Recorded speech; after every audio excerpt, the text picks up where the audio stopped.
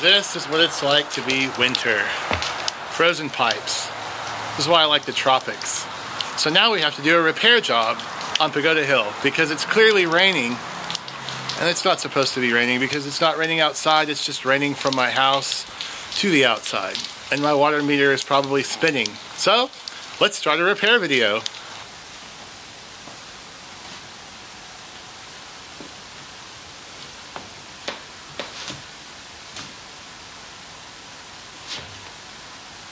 Yep, that's where the culprit is. The broken pipe is there.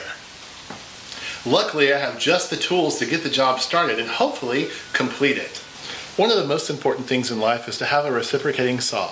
These things cut through homes, churches, cars, banks. They're very important. You should have them always.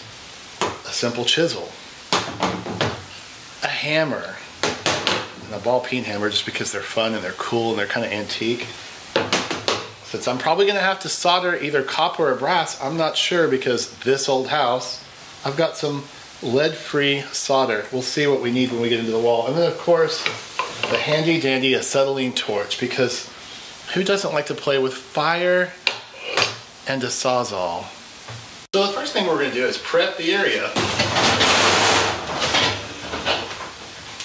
And remember, whenever you're doing something like this, always prep to cover your floors and take care of your fine things so they're not disturbed by debris from construction. And then, since you know where the culprit is, you could take the Sawzall, the reciprocating saw, and cut a little area out and have a nice patched area that you'll remember for the rest of your life, or you could just, you know, get at it.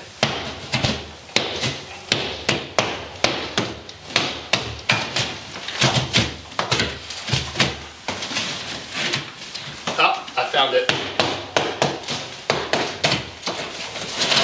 There's the culprit.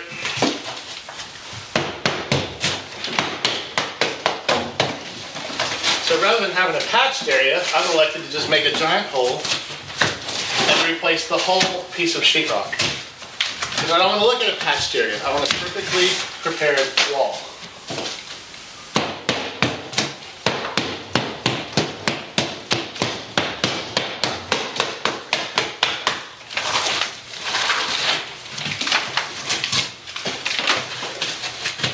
I feel moisture. We must be getting there.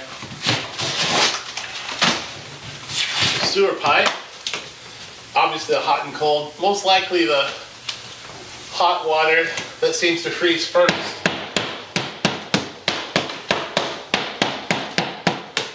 And of course this is an exterior wall, which you could never plan.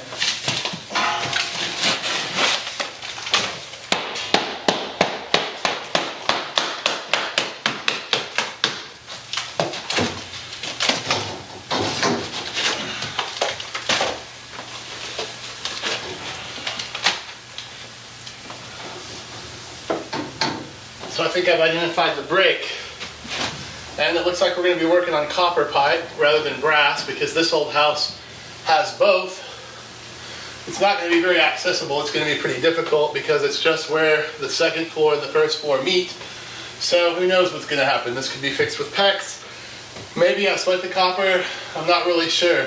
But this is where we end for today, folks.